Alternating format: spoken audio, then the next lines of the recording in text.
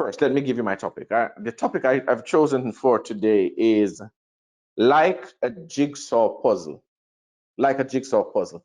And I just want to establish a couple of points. Hopefully, I can hit them slowly and firmly, and I just leave the rest to you. Okay. Now, the perspective of when I was younger, I used to love doing jigsaw puzzles, and the reason was that I always loved challenges. I've always and somehow Kiki is like that. She's just like me in this sense that she loves challenges.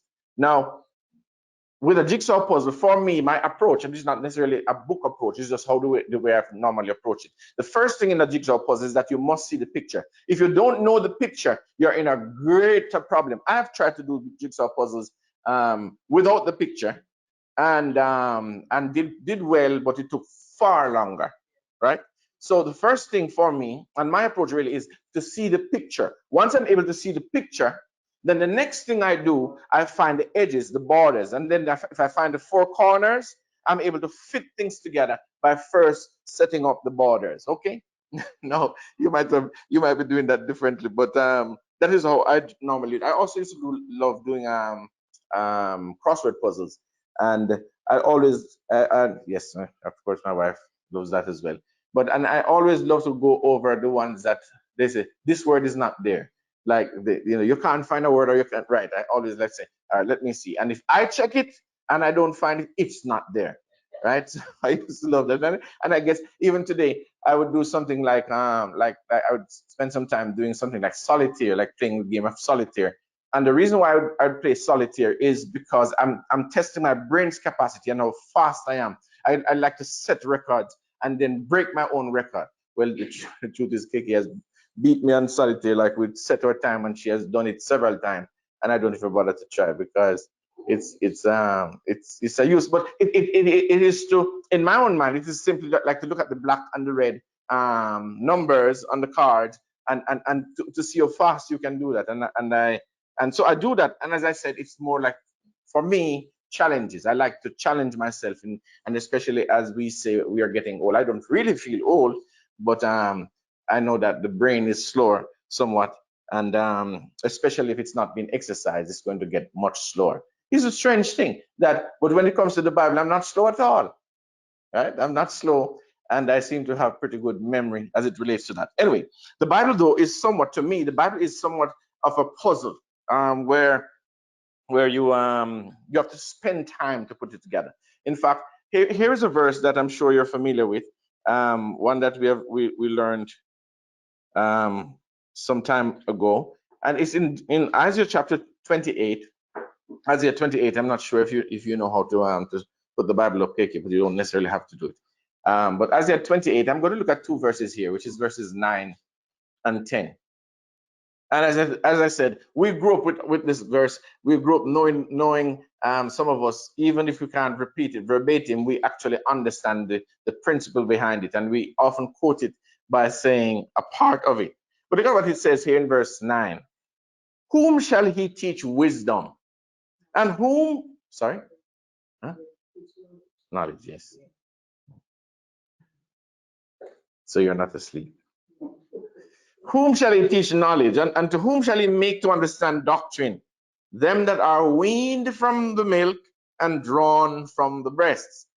Look at the next verse. For precept must be upon precept.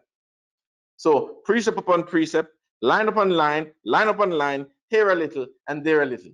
So the perspective I'm seeing here is that this kind of ties into the idea of a puzzle. This kind of ties into the idea of how it goes when it comes to the Bible.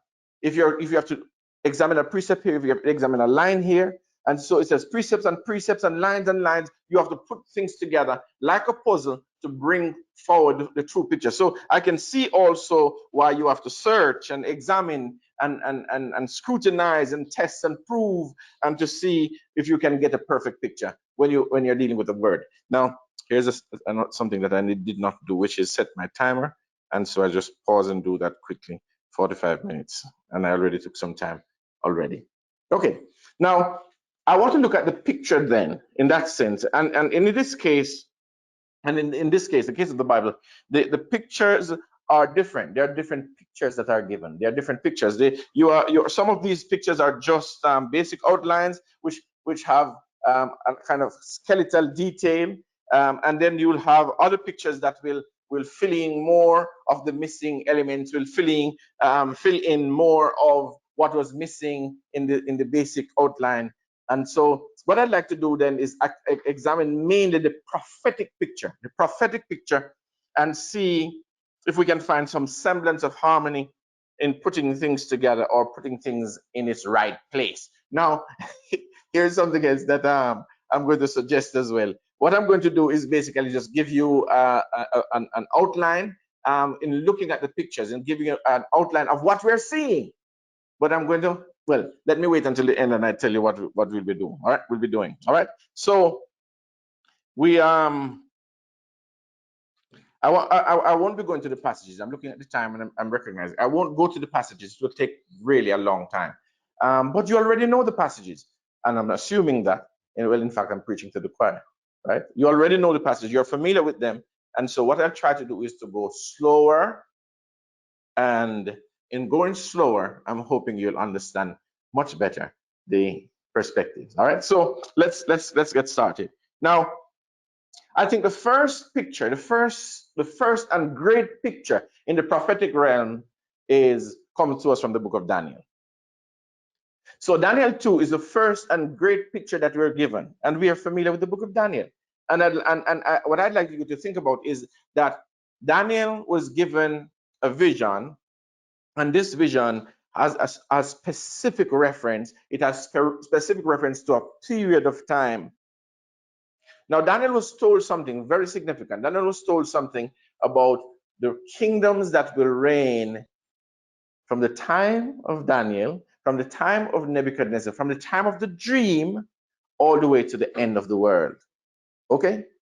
All right. So you're familiar with Daniel, you're familiar with the image, you're familiar with the four different metals that made up the image of gold and silver and brass and iron, and then the divided kingdom later on. So Daniel 2 gives us that picture. In fact, if I should think of a verse that I'd probably pick out of Daniel, one of the well-known verses that I grew up hearing quoted most often from the book of Daniel is verse 44.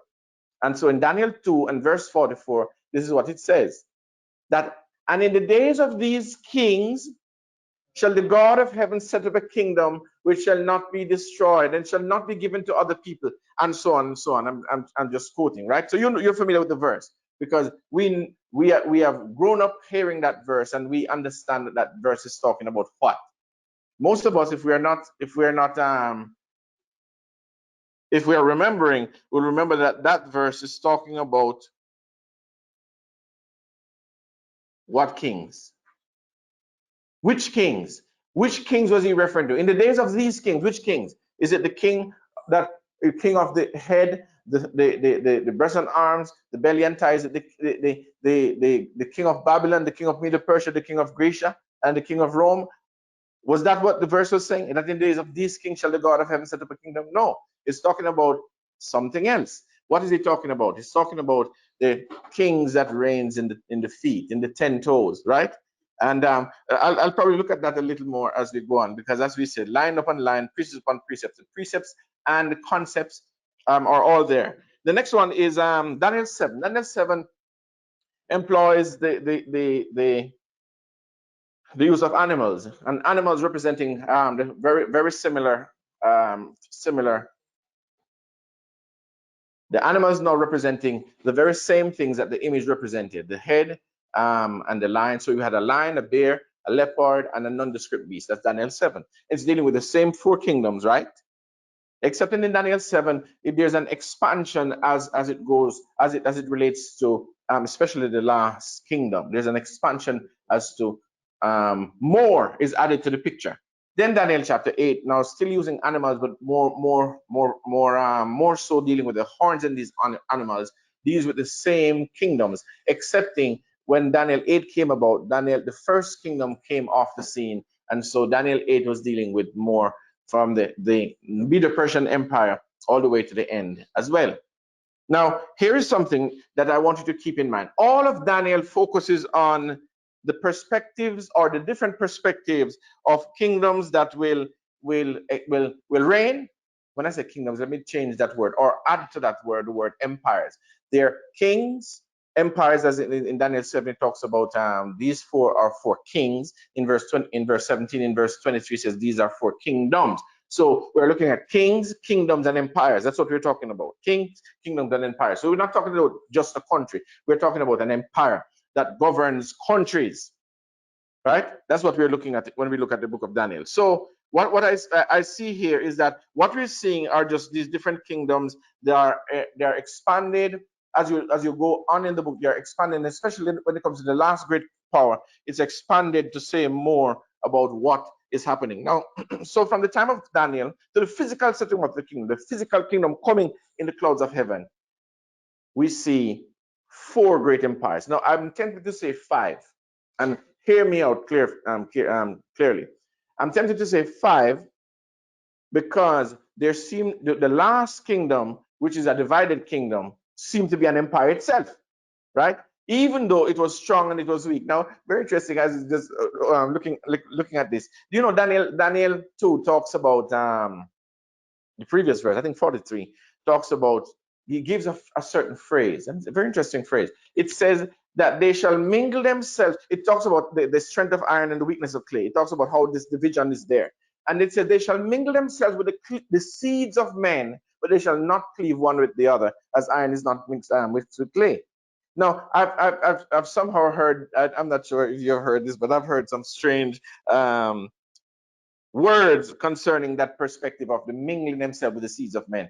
And that perspective was like almost like how, you know how they say that in the antediluvian world, in the beginning, that angels, fallen angels came and procreated with men, and giants are produced in the land.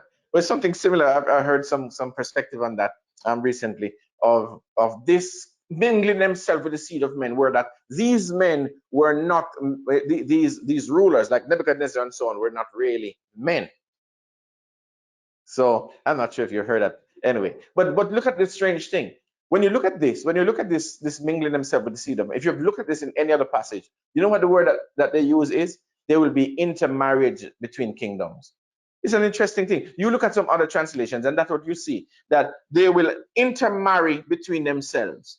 And here's the strange part. You go to Daniel 6 and you see the very same thing. Daniel 11 and verse 6. You go to Daniel 11 and verse 6, and you see the same thing, that the king of the north and the king of the south gave had an intermarriage relationship where the daughter went to be married to the king's son. I mean, it's an interesting thing, but I'm looking at this and I'm seeing more harmony when you look at this than I see in looking at things otherwise. In other words, you can throw something in the picture, in the puzzle, and you realize it is not there. You ever tried to fit a piece of the puzzle together and it seemed to work and it almost looked perfect, but it's not? Because the picture is out. The only way that you realize there's not continuity in the picture. So the same thing is true. Now, here's the perspective that I'm seeing in these 10 toes. These 10 toes that will be the reigning kings when the God of heaven set up a kingdom. In the days of these kings, we're looking at the kings of the 10 toes. Now, here's the interesting part.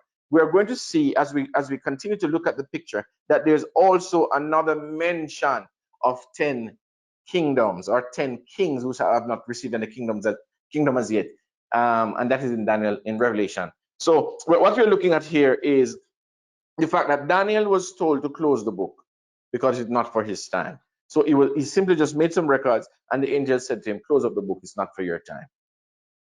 All right, now we go to the book of Revelation. Now in the book of Revelation opens up to the time of the end. Revelation opens up in the area that is called the day of the Lord. So Revelation 1 and verse 10 says, I was in the spirit on the Lord's day, which simply meant he was in the spirit, or he was taken in vision to this time of the day of the Lord. That's the Lord's day, or the day of the Lord here. And in Revelation, he was given certain understandings as to what to expect and what to look for. Now I want you to think about this for a moment, because Revelation the focus of, in essence, the focus of Revelation is chapter 13, it would seem. The focus of Revelation when it comes to end times is chapter 13 and chapter 17. Now, I want you to think about chapter 13 for a moment. Chapter 13 of Revelation brings to light three powers: the dragon, the beast, and the false prophet, which is the second beast. In chapter 19, it's called the false prophet, right? And it's because he prophesies falsely and deceives the world. That's why he's given that title. So we see the dragon, the beast, and the false prophet in Revelation 13. What we also see is that the false prophet sets up something that it's called the image to the beast, and that this image of the beast ends up having total world control of our dominance over every single individual on the planet. Is that what it says there? Every single individual on the planet. Now, what is interesting when I look at that is as we see what is taking place in the world, as we see the push in certain directions, such as money control, because what I realize is if somebody controls your money, they control you. Because we have all grown to depend on money. We have all grown to sweat hard and work hard for it. We have grown to invest ourselves to be educated so we can get it. And so money is a big part of life. You see, like we just say food is the staff of life. For most people, money is the staff of life, because they say if you don't have money, you can't buy food, and it's not true. Right? That's not true. But we have grown to be deceived and brainwashed into believing that money is really the issue. So everybody is controlled by money. And the way to get you to bow, the way to get you to compromise, the way to get you to change your mind and to do what the powers that be want you to do is to control your money. Take your money and tell you how you can get it back. Right? And I can understand why, as Brother Bill said this morning, that we are all powering the system. It's like in the Matrix, they show a battery. They said each person on the planet is a battery. And that battery is what powers the system, is what keeps the system rolling and keep the system going. And so we give you what you need. We give you the things that you feel that you're somebody when you have it. So we give you a house, but you have to pay the mortgage. We give you a car and you have to pay the loan. We give you this so you feel like you have accomplished, but you have not. Because we give you a piece of land and then you take the title and you look at it and on the title it says land holder. What is it? It's my piece of land, it's not yours. If it was yours and you can't pay the taxes, what will happen? Nobody could do anything because it's yours. But when you're a land holder, not an owner, you have to pay, right? Imagine I got a call one day and who was on the phone? A bailiff from the tax office, and they say, Howard Williams, yes, I have a warrant for you. I have a warrant right here with your name on it. Warrant for what? No taxes was paid for last year. How much? $6,000. And I realized that is what you do. That is how you control people. And so you better find that 6,000 or you're going to go to court, right? For what? For land that you own? No, for land that you hold. And supposing that it belongs to you, but it doesn't, right? Anyway, look at, so this is what Revelation 13 deals with. Revelation 13 deals with this perspective of what will happen here in the end, based on this relationship. I almost said symbiotic relationship with the beast, the dragon, the beast, and the false prophet. But look at chapter 17. Chapter 17 now gives another picture, brings another outline or adds something different to the picture, which is the perspective of the false church, the false religion, and how that false religion has always been a part of the political system. The political system has always been the carrier of false religion, and that through false religion, many people will be deceived. So you realize that we have a lot of religious people. We have in Jamaica, especially, a very religious country. You have more churches per square mile than you have anything else. Well, bars, I think they said, is the next one per square mile, right? But you have very religious country. Jamaica is. Now, so when you think about that, if you are going to control the masses of religious people, you must control their leaders.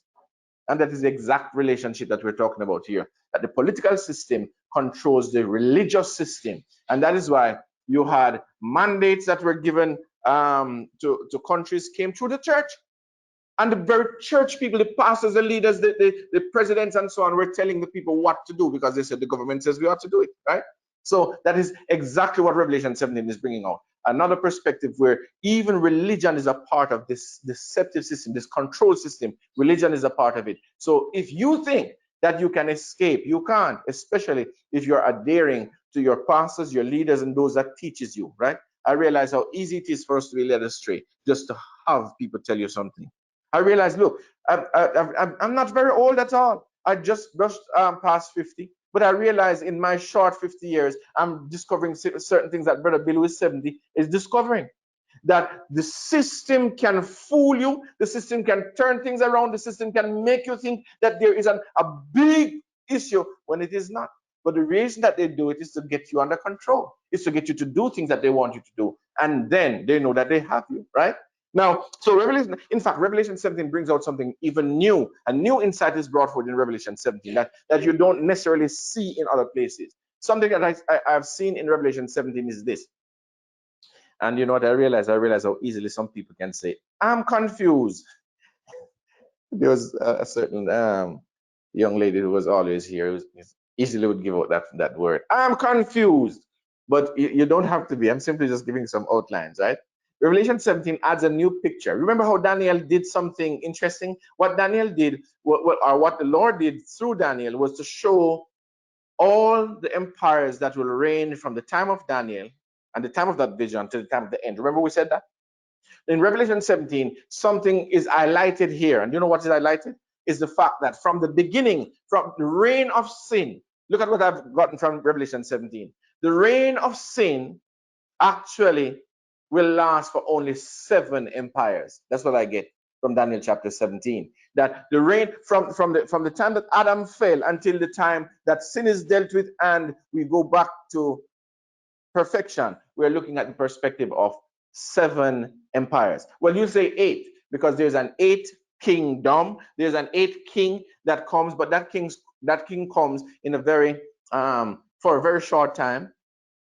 And I'll explain to you what I mean by a very short time, because remember it says that 5 of these kingdoms were fallen by the time of John writing Revelation, that one was reigning and that one was to come, right?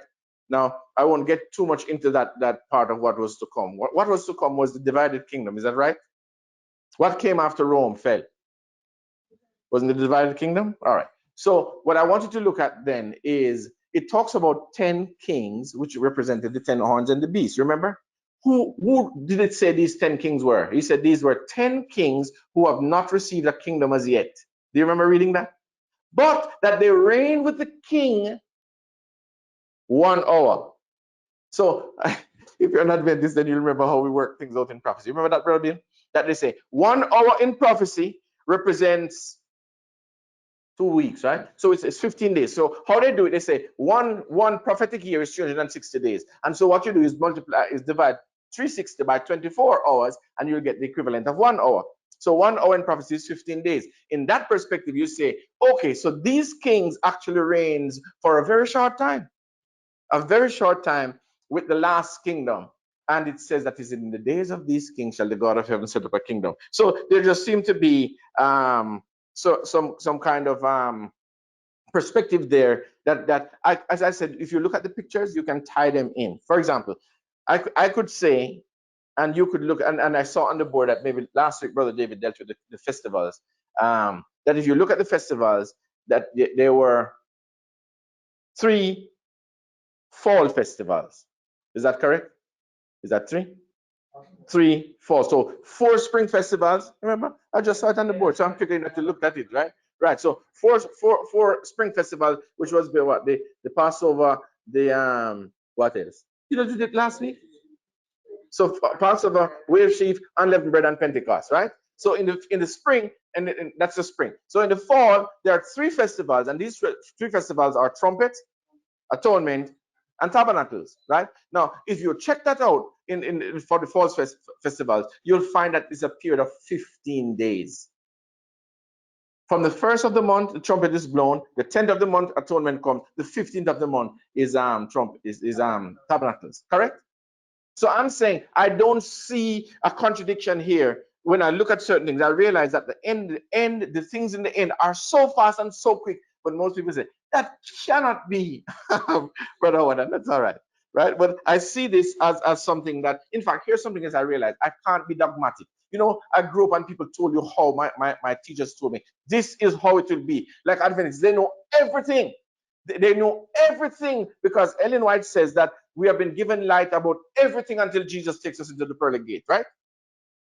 So they know everything. They can tell you about the little time of trouble and the great time of trouble and this time of trouble and this and what will happen here and when there'll be a Sunday law and then will there be a decree that all will die. And I mean, I grew up hearing all of that, but then I realized after looking at the things that are happening in my lifetime, just looking at what is happening before me, I realized you cannot be dogmatic about anything. You simply have to look at things as they come and pray for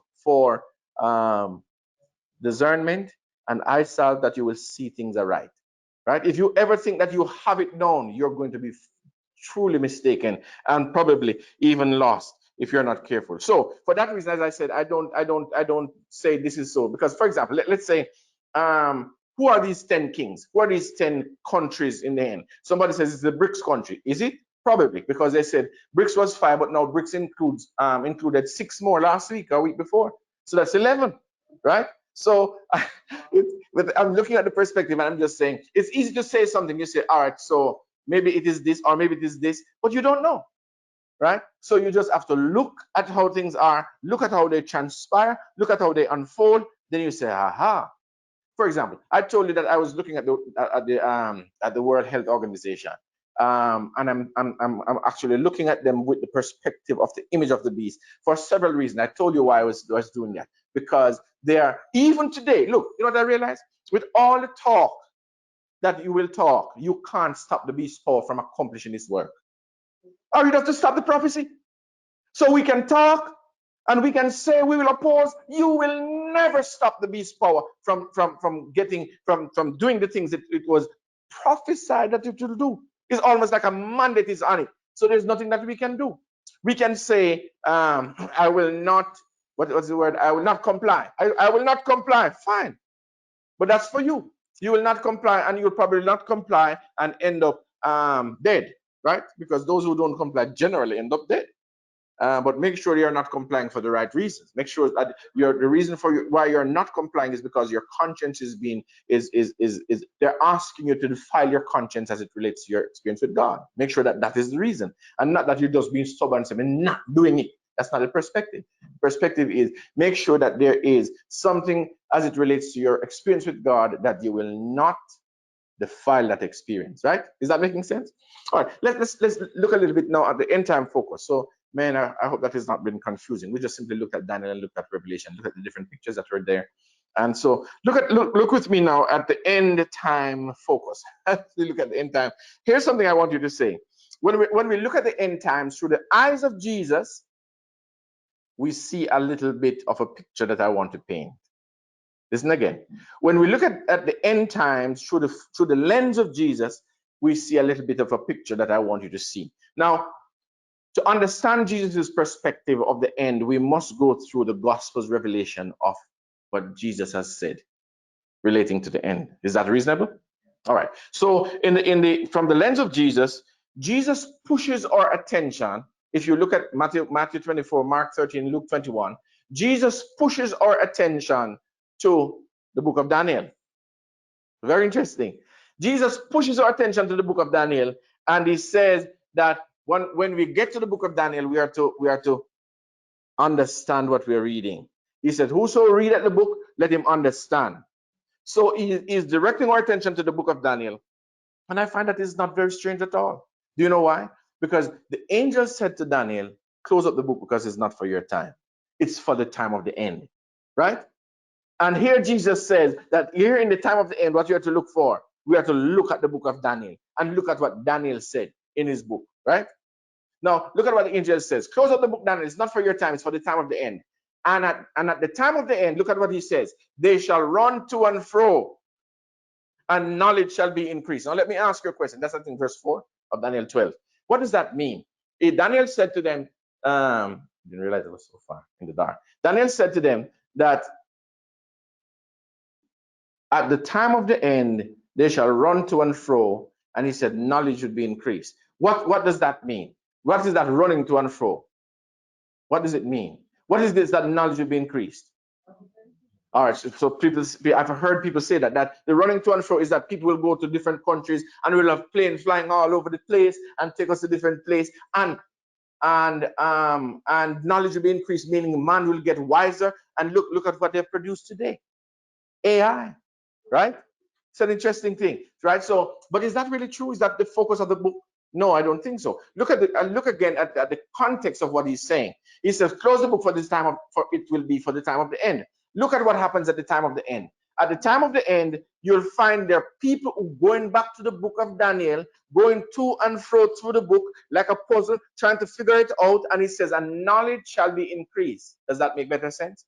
So it's more focused on the book of Daniel. The angel said, this is what will happen in the book of Daniel. And I realized why. Because Jesus says, go to the book of Daniel. When you see these things come to pass, know and understand that it was prophesied before in the book of Daniel. Right? So I can see clearly why Daniel is here mentioned, and also why Jesus didn't send it to Revelation. Why? Because Revelation wasn't written yet. There was no revelation. So Jesus could not have said, look at the book of Revelation. He had to say, go back to the book of Daniel, which tells you something. Since Revelation came as the revelation of Jesus afterwards, then there must be a relationship with the book of Daniel and the book of Revelation when it comes to end time events. That's making sense to you? I think it's making sense. It's making sense to me as well. Now, here is something that that I find interesting in just even looking at the stories of the book of Daniel. The book of Daniel carries some stories independent of the prophecies. Like chapter 1, I think, deals with the captives that came and they didn't want any of the king's meat to eat. You remember? And so they said, feed us with pulse and water for 10 days and let's see what happens. So chapter 1 tells you of that. Chapter 3 now, I want you to focus in a little bit of what happened on the plain of Dura. Look with me, for example. And when I say look with me, I'm simply saying, think about the things that I'm saying. So that means because I'm not reading a passage, right? Think about what I'm saying. On the plains of Dura, there stood an image, and that everyone must worship this image or be killed. Listen again. There was an image set up, and that everybody must worship this image or they would be killed. Sound familiar? But look at what it says next. And what was the size of the image? What was the image? The size of the statue of the image was 60 cubits by 6 cubits. Sounds familiar? 60 by 6. 60 tall by 6 wide. Sounds familiar? I mean, I'm hoping that you're trying to tie things together and recognizing that when you look at the book of Daniel, Revelation, you're actually seeing a very similar thing happening in the book of Revelation. Because in the book of Revelation, it says that the second beast sets up an image to the first beast, that everybody should worship the image of the beast, and those who will not worship the image of the beast, that they should be killed. Is that true? And then when you go on, it goes down to the last and says, here is wisdom. Let him that hath understanding count the number of the beast, for it is the number of a man. And what is this number? 600, 6. So I'm just simply saying, when you look at this, I'm just showing you the stories in the book. See, I'm giving you an outline of the picture. But when you look at the stories of the book, you realize that even when we get to Daniel 5, 6, what was it? Yes, with Daniel being thrown in the lion's den. You realize something that's interesting? That Daniel was thrown Daniel was persecuted simply for praying publicly. Think about that. That Daniel was persecuted and even charged with going against the government's mandates and edicts because he simply prayed publicly. And they wanted to execute him for that, because throwing him into the lion's den was execution, right? So he would have been executed for praying publicly. That doesn't make sense, right? It has to be in old time days that those things would have happened, right? That's what we say. But here's a strange thing that I saw a news article that came out of England the other day that said a few people, well, this lady was locked up because she stood silently at a certain spot and was praying in silence. Somebody praying in silence and was locked up, was charged for standing and praying in silence. Does that make sense? I mean, is this the world that we're living in? And yet, you have never thought that something like that could have happened in the modern 2023, the 21st century. People who are far more advanced than any other civilization. You have never thought that such thing would have happened. But it has happened, right? And worst is yet to come. You know what I look at? I realize that these people sometimes test the waters. They see how much they'll do and get away with it. You know what? They realize that the force of the world is so big that they have to be careful what they do. Have you read when it comes to Jesus? They said how that the rulers they were kind of afraid of the people, and they generally would look at how the people were looking at things because they said the people believed on him. So they had to test what they do based on how the people would respond and react. But you know what I realized? People don't know the power that they have. They don't know the power that they have. They don't know the power that exists in unison.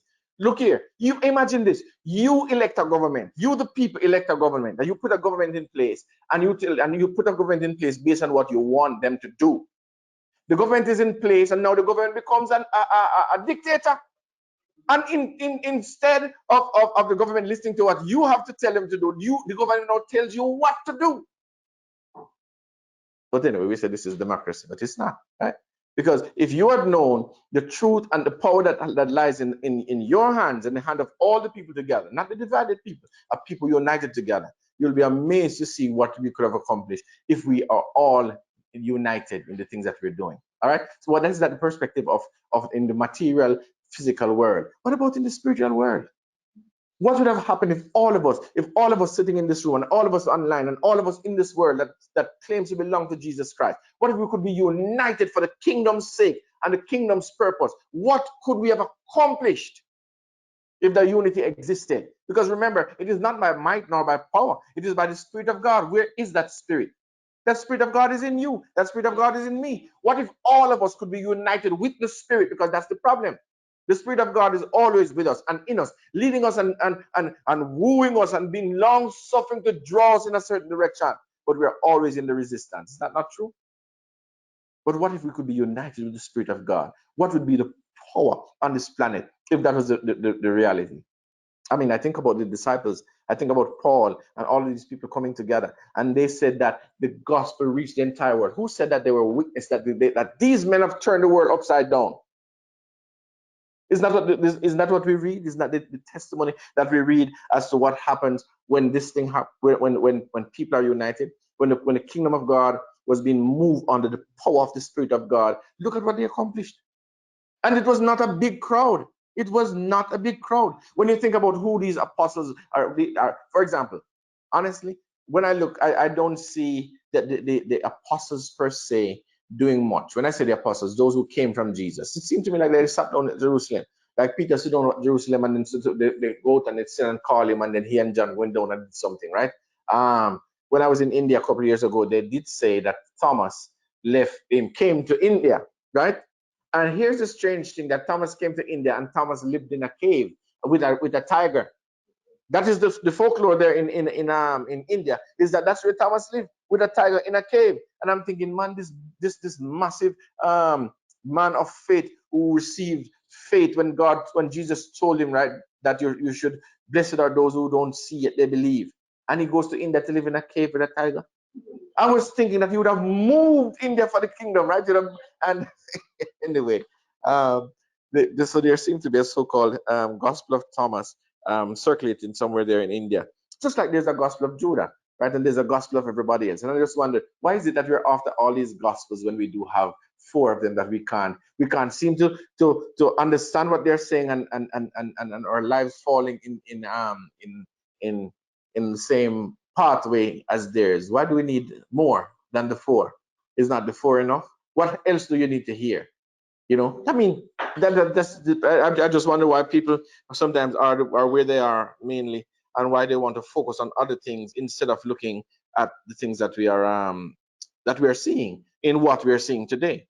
Now, I want you to look at this perspective of the last days, because the last days, it's interesting when this man, Brother Bill, talked about the first angel, the first angel message, the first angel's message. What was the first angel's message? We just said it this morning.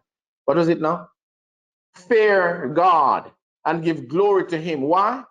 For the hour of his judgment is come. Now, I'm going to ask you to consider some things, maybe in precept upon precepts here, or line upon line. But I want to ask you to consider some things. And what I wanted to ask you to consider is this perspective of the judgment. What judgment are we looking at? All right? What judgment? Was this 1844? Adventist said this was 1844. I don't believe that. I believe that Revelation is dealing with the time of the end, the day of the Lord. So that judgment has to be right in the end. You see what I'm saying? We just said that. We just said that the Revelation chapter 1 tells you that this revelation of Jesus that came to John was about the day of the Lord, was about what happens here in the end. So it could not be talking about 1844. Following me? In other words, this judgment, I believe, is having reference to Revelation 11.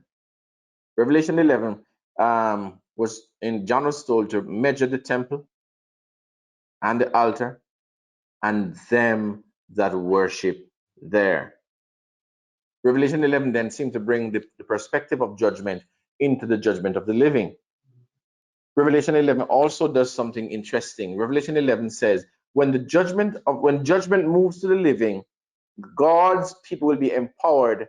The word and the spirit will be empowered. Those are the two witnesses of Revelation 11. He says, I will give power to my two witnesses, but what will happen when they are empowered? Under what conditions are they empowered? What is the circumstances surrounding their empowerment? They will prophesy in sackcloth. What does that mean? Why do you put on sackcloth? In the Old Testament, why do you put on sackcloth? It's a time of mourning. What causes mourning?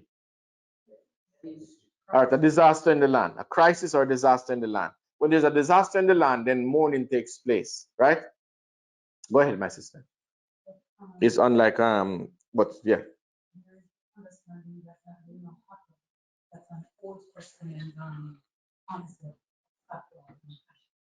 Right. Right. So the comment was that there's an understanding that that will not happen. This mourning will not take place. There's an Old Testament concept. But I'm saying the Old Testament concept has to have a New Testament understanding.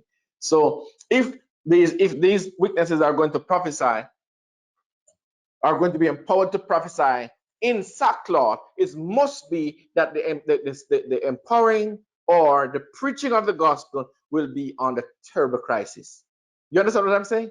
In other words, why would there be mourning? It must be in a crisis. It must be in a crisis where the message that you carry, the message that is there, will cause you to be persecuted. Will you say? I'm thinking so too. So what I look at then is I see this end time issue, as we look at all the things that we have looked at so far. We are down in the feet. Is anybody disagreeing with that? That we are down in the feet of iron and clay. Well, I can tell you the dates that these kingdoms came into existence and that they fell, right? And that Rome fell in about 476. Is that what they said? That Rome fell in about 476? But remember, Rome was not overthrown. That's one of the things that you have to always remember. Rome was not overthrown. In fact, the angels said, interesting. Angels said that something happened to Rome that was different from the rest of them. Daniel 9, 7 and verse 12 says that the I might have to read that one. I'm familiar with it, but I might have to read that one for you. Daniel 7 and verse 12. I'll tell you what it says. I remember the reference in my mind, but I didn't want to quote. As concerning the rest of the beasts, they have their dominions taken away, yet their lives were prolonged for a season and a time. So sorry, I had to read the two in union. I beheld then, because of the voice of the great words which the horn spake, I beheld even till the beast was slain and his body is destroyed and given to the burning flame. In other words, this last beast will go all the way to the end where it is destroyed by the flames. But it says, as concerning the rest of the beasts, talking about the ones that existed before, they had their dominion taken away, yet their lives were prolonged for a season at a time. In other words, when Babylon was overthrown, Babylon still existed. Their dominion was taken away, but they still remained. Babylon still remained. You see what I'm saying? When Medo Persia was overthrown by Greece, their dominion was taken away. They were no longer the empire that governs the world, but they still existed as Medo Persia. I think it's Iran and Iraq today, right? When Greece was overthrown, Greece still existed. Well, divided now because Alexander the Great died. The kingdom was split in four, right? But Greece still exists until today. So, so that's the perspective. I'm saying when you look at this issue of the end, where the last kingdom of iron and clay, you'll see in it the angel said the strength of iron, but also the weakness of clay, right? Which tells you what? Rome was not overthrown by conquest. Rome was not defeated. Rome was divided. That's what destroyed Rome. It was the division of Rome that brought its destruction. You see what I'm saying? So what we are looking here in the end is the re-emergence of the Roman Empire. What we're seeing in the reunification of Europe is the resurgence of the Roman Empire. And that is why Revelation 17 uses that phrase that about the beast that was and is not and yet is. Do you remember reading that phrase? The beast that was and is not and yet is. And that beast, and it seemed like that beast or that factors of that power comes back into existence right down at the end, where the eighth comes from the bottomless pit. 10 kingdoms gets to rule with it, but I realize that it's all a short order. It's all a short order. And so I look at this, for example, you look at this and you're saying, okay, but there's a lot of things that needs to be done, Brother Howard. There's a lot of things that needs to be fulfilled still, man. But I'm saying don't miss the perspective that what we're looking at are things that happen in quick succession, very quick succession. And that is why, for example, it says that it would seem like this perspective of the judgment of the living. And remember that we are saying that you don't judge the living by taking their records and looking at their lives. That's how you judge the dead. The way to judge a living person is to throw them in a crisis and see how they come out of it. That's what we're saying also this morning. You put all living together in a crisis and see how they come out of it.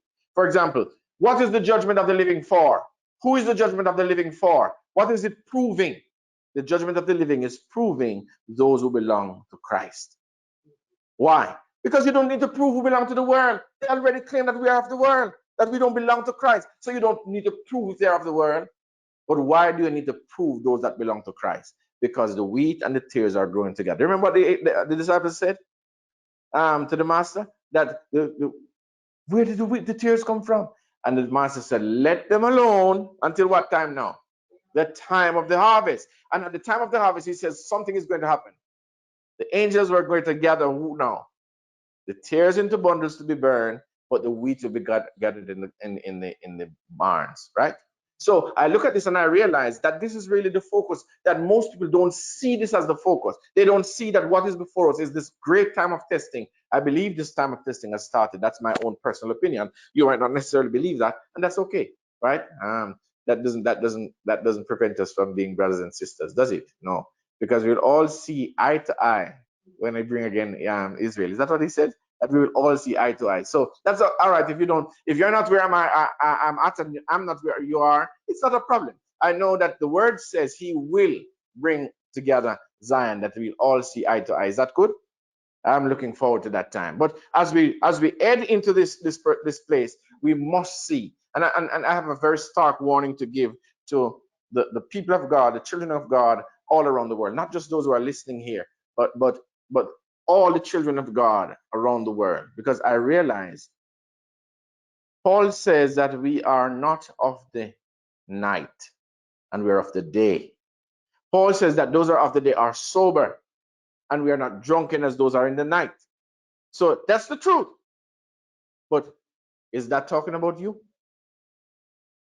Honestly? Are you in that place that you are sober and you're vigilant, just knowing that the devil as a roaring lion is seeking to devour you by deception and causing you to get, as Eloy was saying this morning, causing you to get into things that takes away your peace and get you so busy and so tired that you don't have time for the Lord? And that's my time there.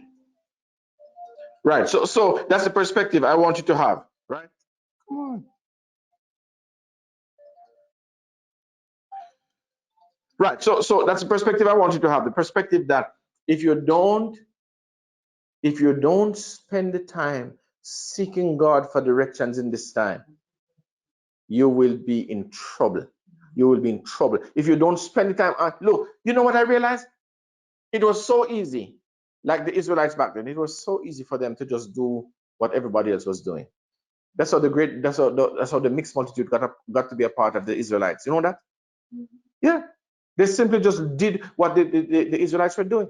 So in the night they heard a rustling and they said, "What is going on?" They look through their window and they see that they were killing a lamb. So they run outside and kill a lamb too, because they realized that these people were blessed of God. They realized that, right? So they want to be among them, but they were not Israelites.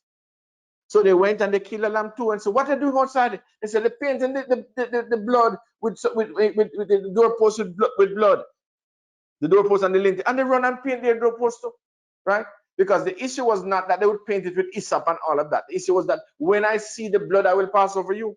So by the time the angel of death passed through, every house upon which there was blood on the doorpost and lintel was saved. And then they hear a rustling and say, "What's going on?" They said, "The people moving out." They said, "Come, pack up and we could go to." So they ended up leaving under the pretext that they were all children, but they were not children of God. Majority of them were the mixed multitude. Now, I read some history. I'm not sure if you'd agree with this or not, but they said not all the Israelites left. And this seemed to be in the Talmud and in others. They said not all the Israelites left Egypt, right? That's what they said. I have no concrete proof outside of that, but they said maybe like a small percentage of the Israelites left Egypt, right? I don't know, right? But the perspective I want you to see or ask yourself is, are you an Israelite or are you a mixed multitude? Do you belong to God or or are you just running along for the ride? See what I'm saying? Because when it came to Israel, look at what happened later on. The kings dictated what happened to the people. You see, you know what happened? One king turned away from God. What happened to the entire camp of Israel? Everybody turned away from God and worship idol. One king draw them back to God. One man come and say, "No, no, no, let's turn back to God." The entire people turned back to God, right? And I realized how easily we can be misled, especially when we put our trust in people. You put your trust in somebody like me. Look here, you remember this story that Nathan gave, how the trees wanted to have a king over them, right? And they said to the seed of Lebanon, rule over us. And they said, "No, no, no, we can't leave our fatness to come and rule over you." And they asked everybody, you know what they end up asked the bramble bush. They said, "Look here, rule over us." And the bramble bush said, "Look here, you better put yourself under my shade." How are you going to do that? He said, "I'm going to light up some fire and burn down even the cedars of Lebanon." That's the perspective. So if you should ever think you can trust me and the thing that I'm saying, look here, you're putting your trust in the bramble bush, right? Because that's the perspective, right? Why? I'm looking at this thing and I'm trying to, I'm vocal. One, I'm vocal about what I'm seeing. I tell you straight what I'm seeing. So I'm not being a hypocrite in saying so and so. I'm telling you what I'm seeing. I'm telling you what I'm believing. Now, am I hard and fast and fixed on that? No, no, not to a certain extent. But if I believe that I've been led of the Lord to see certain things, I don't understand how that could change. Like somebody says, "No, but you're not right. That can't be right." And I say, "Okay, maybe I'm wrong." No, it's like Paul saying to you, "Look here, though we or an angel from heaven should come and bring any other gospel," him say, even if we write back a letter and say it's not right up to say, him say, "Let him be accursed," right? And why? Is the certainty of what he got.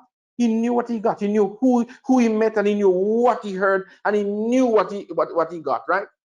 And so he had to say, he could speak like that in strong argument and strong language.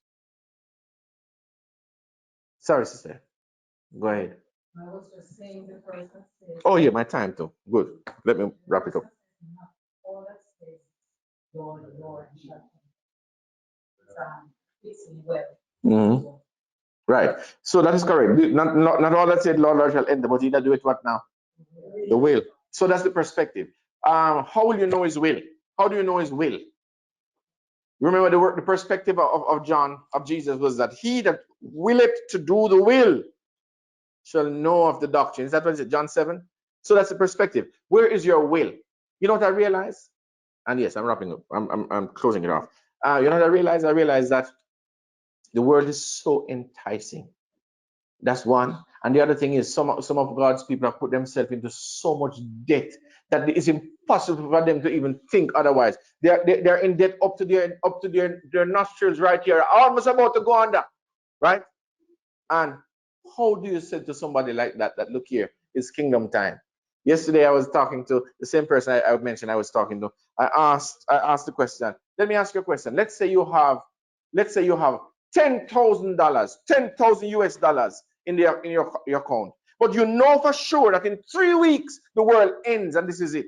What would you do? You have $10,000, but you're sure that in 3 weeks the world ends. What would you do? All right, so you could give it away. Or what would you do? You try to buy something that you have that you always desired. Let's say you buy the best food and you're going to, how will that help really? You see what I'm saying?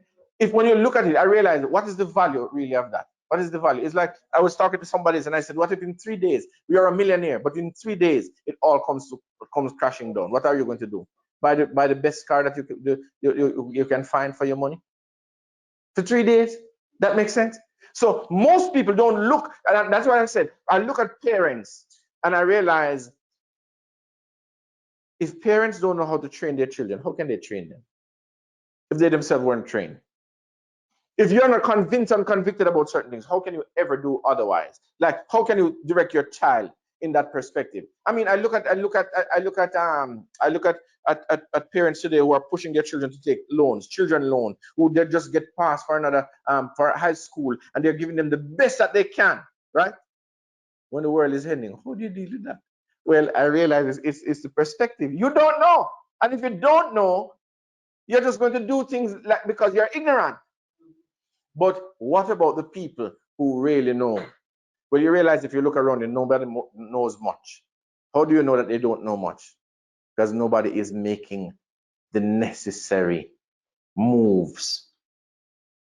It's like KK said, this person says, look here, I don't believe that the world will is like what people are saying. And why is that? Because there's nobody that is living a life that tells that story. Jesus came to live. He knew he had 33 years here. Look at what he did. Look at the perspectives of his life. Did he live like one could Jesus have acquired a house and married a wife and all of that? Could he have acquired all of those things? He could have, but that was not in the plan, right? That was not in the plan of God. So he lived with this purpose in mind, that he had a short time, just 3.5 years, and maybe another day we'll talk about that 3.5, recurring 3.5 years over and over and over and over, right? But I'm coming, sis, right? But he knew that he had but a short time. He was trying to explain to these guys that, look here, I'm not going to be here for long. You don't understand what is going on. And they really didn't, because they were striving and for position. They were jostling each other for position and who will be the greatest. And so James and John, even their mother came and said, look here, I wish that when you come in your kingdom, that you'll grant my 2 sons to be on your right hand and on your left hand. You know what that mean? You understand what that mean? And then the other disciples hear about it, brother. Everybody begs, And so Jesus said, I have many things to say unto you, yet to say unto you, but you cannot bear them now. Interesting that they were not ready because they had different opinions in mind about the kingdom of God. But he said, when you are converted, Peter, strengthen the brethren. And you saw what happened there. He understood better, far better, what it was about. And they never really jostled for position again, did they? No, it didn't seem that way. I have some opinions about that, but I'll leave that for now. Go ahead, sis.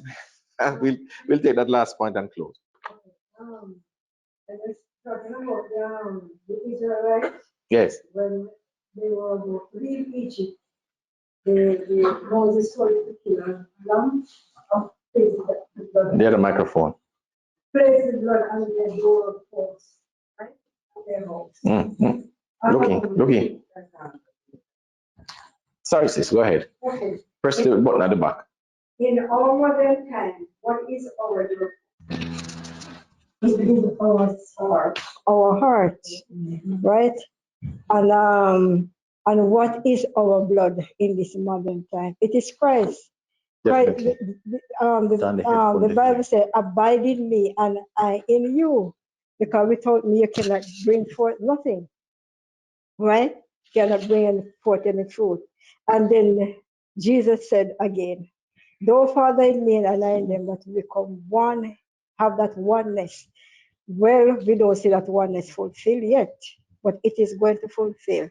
But at this moment of time, there's something that is given to us that we should really pay attention to. Is that are we sitting in heavenly places with Christ? And that is our That is the blood best now. question right now. True. Yes, that we need to have and ask our Christian to move out of Egypt, out of spiritual Egypt. Are we sitting in heavenly places? Because if we are not sitting in heavenly places with Christ now, then we're going to be in serious trouble. Amen. When all hell let loose on us and Yes. we don't realize that we are sitting in heavenly places Correct. and we are not sitting in heavenly places, then we're going to be in some serious trouble. We're going to be worse than those who follow Moses to the wilderness and Definitely. create a problem there because they just put the blood on their door because they did not understand who God is. The Israelites did understand, but those people did not understand. The mixed True. multitude did not understand. And we have to look at these things were not written just for our history. Yes. It was written for For us our to learning. understand the truth, because the truth about Christ begin from Genesis right back to Revelation. Amen. Yeah. Very good. Thank you so much, sis. And that's one that's a closing point. That's very good. If you're not sitting in heavenly places today, you are in trouble. If you are not sitting in heavenly places in Christ Jesus, you will not make it. That's the perspective. You will not overcome the beast. You will not overcome his mark. You will not overcome his image. That's the point. You will not. Look, I remember I said, who is the overcomer? Can there be victory without fighting? You ever know of anybody having victory without fighting? Well, that's what Jesus gives us, victory without fighting. But the fight is a fight of faith. We don't fight for victory. We already get victory. What we fight is a fight of faith, right? So that's the perspective. If you are not in Christ Jesus, then where are you? If you're not in Christ, where are you? That's the perspective. So you will. The word of God tells us clearly. And as I said, we look at these 3.5 years. 3.5 years ministry for Jesus. 3.5 years for the two witnesses that were empowered for the time of testing. 3.5 years the beast reigns over the people and overcome them. So when you look at all of this, you realize that 3.5 years after the abomination of desolation is set up, I mean, you look at all of this and you realize it's coming down to something, and we need to open our eyes to what we're seeing. And don't be like the scoffers. Don't be like the scoffers, because we might not say, as Peter says, like the scoffers are saying, where's the promise of him that is to come? Some people are daring enough to say that, and they're honest in saying it. But can we ever say, when you look at the things that are happening around you, can we ever say, when you look at the homosexual agenda, when you look at the pushing, when you look at the re-education of children, kindergarten level, that is a mandate from government. Listen to what I'm saying. Because when government begin to mandate in school why certain things, certain education that is to be taught, this is not just a group here, so like some homosexuals are trying to take over. No. It is the mandate of the government that says this must be done in school. How do you look at this and not saying this is the end? When you look at the pedophiles who are saying that they want to be recognized and are getting a hearing now, they want to be recognized at the LGBT movement. When you look at all of these things coming in, how can you not say this is not the days of Noah and the days of Lot? You see what I'm saying? Especially the perspective we shared this morning, that the planting and the building and the marrying and the giving in marriage and the seeming explosion of money and all of that, and people are able to do their things. You can buy your car and banks are calling you and all of that. When you see all of this, how can you not say this is interesting and we need to open our eyes and see what is going on? All right, go ahead, Brother Vida. I said Sister Howard was the last comment, but go ahead.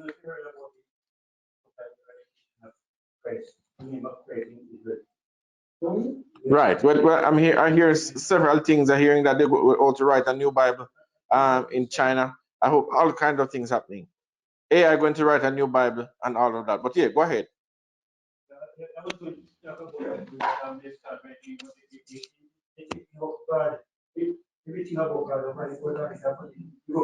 Right. Well, that has always existed. It's just that it's going on a worldwide scale now. It has always existed. They took God out of school long time. They took prayers out of school long time. But I'm just saying this is now spreading right across the world, and what we're seeing is just the overspreading of all of these things. Anyway, my final comment. I did say that what we're looking at is all like a puzzle, and I'm hoping that I didn't confuse the puzzle more. But I'm just showing you the different pictures that we have gotten. How are you going to unite all of this? How are you going to see the one picture? It is by seeking the Lord and praying to Him and asking to give you guidance and direction as you put it all together, that the picture will be perfect. And when the picture is perfect, you will know in a better way. You will know in a better way where we are. And that perfect picture only comes from union with God. So my encouragement, as always, is to find time for that connection. That's my encouragement for all of us. Find time, brothers and sisters. You think I'm picking at you when I tell you to come off Netflix? You think I'm picking at you when I tell you to come off of this entertainment and seek God and put time for prayer? You think I'm picking at you? Well, if you think so, I am. Because at the end of the day, all of these entertainment works out to nothing at all. All of these places, what does it work out to? In Jamaica, there's a saying that the horse in a horse race, we have a lot of gambling with horses. Horse race. In a horse race, they say that the horse that always runs last is the horse that is called "If I Had Known." If me did know, right? So don't be that horse that will say at the end, "If I had known," because you have ample time to know. All of us, we have ample time that we can know and understand that this is not normal time. It is not normal time that we're living in. All right. So thank you so much for your time and your company. I really hope that that something was said that was edifying, at least.